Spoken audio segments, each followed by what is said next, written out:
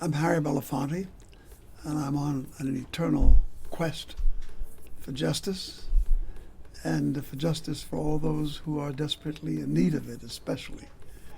And the reason I'm down here on Occupation Wall Street is because I think there's a manifestation taking place that's one of the great opportunities that have knocked at the doors of the 21st century.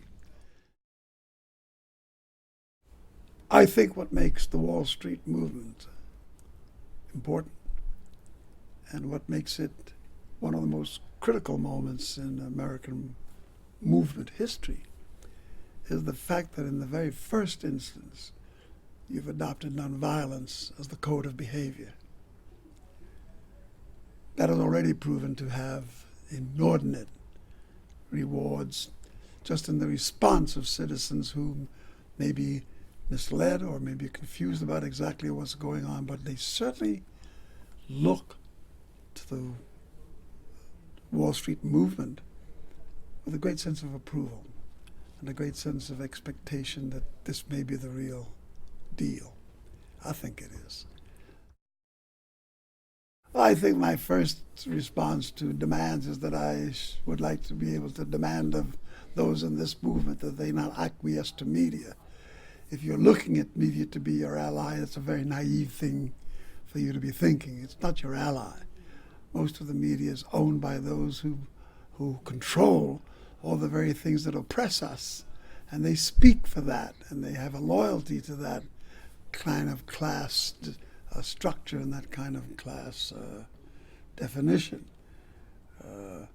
And as far as the press is concerned, from the point of view of the need to capture their attention, if you do the right thing, don't worry, they'll come. They were all there in Birmingham when they shot all the things that happened to the civil rights movement. They were there from the marches to Selma to Montgomery. They were there for Dr. King's speeches.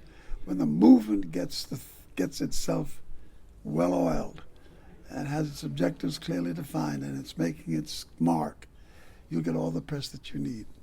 I don't know that you should be too disturbed with the fact that they're not coming down on your side. That's the way they've always been. The New York Times is one of our most severe hurdles during the time of Dr. King. They wrote editorial after editorial denouncing him and distancing themselves from our movement. But in the end, they had to also walk in step when it came time to honor him as a major American holiday. I think the labor movement views what's going on with this Occupy Wall Street movement is an opportunity for them to, after many decades, to get back on track, to become a part of what it was that they were when they were conceived as a representative body for workers and for people who were oppressed. The early days of the CIO, the early days of AFL, organizing throughout the South to bring blacks and whites together, to bring women and men together, all those things that shaped the union culture of America were remarkable objectives, and many of which were achieved. They got to a point where, like everything else, power corrupts, and absolute power corrupts absolutely. And a few powerful men within the union who saw opportunity began to dismantle the best that was in the union and the things that unions had designed. And for a long time, they were torn apart.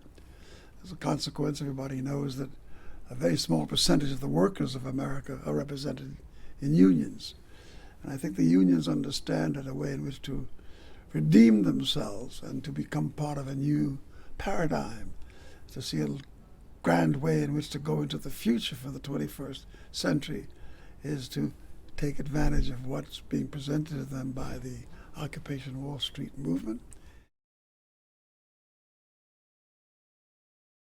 Nonviolence does not represent a passive spirit.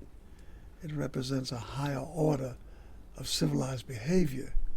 And if you can confront the state and bring it to its knees nonviolently, it is safe to suggest that perhaps the state will never rise again. If you meet them with violence and the tools of violence are employed, then violence becomes the eternal mechanism by which all things are done. But where does nonviolence sit when you look at the consequence of what it does and see in it the righteous moment? A lot of people talk about the civil rights movement in at varied levels and various dimensions, but the truth of the matter is we never lost one battle we set out to win. Not one.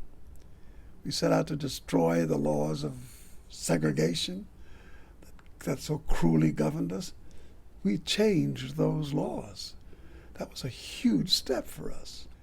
I don't know of another thing in human history that has repeated itself as an idea, as a thought, as an application that can boast of as much success as we're seeing.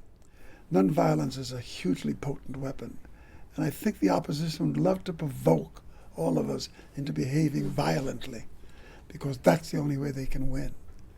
Now, if we stay the course, including accepting death as a possibility at the end of the line, then you have exercised the most potent aspects of nonviolence. The willingness to die for what you believe in is the best measure as to the power of the tools that you're using to strike a blow for freedom. It throws the burden of oppression on the state. It throws the burden of oppression on the oppressor.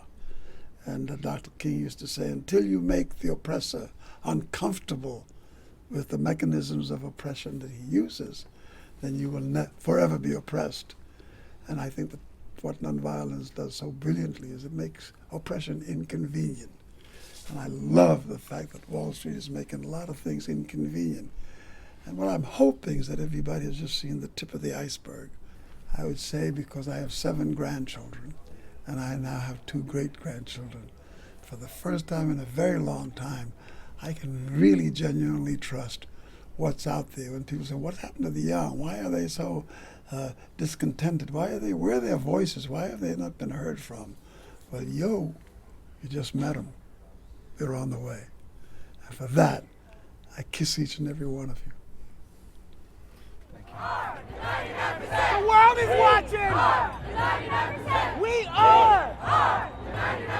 Louder.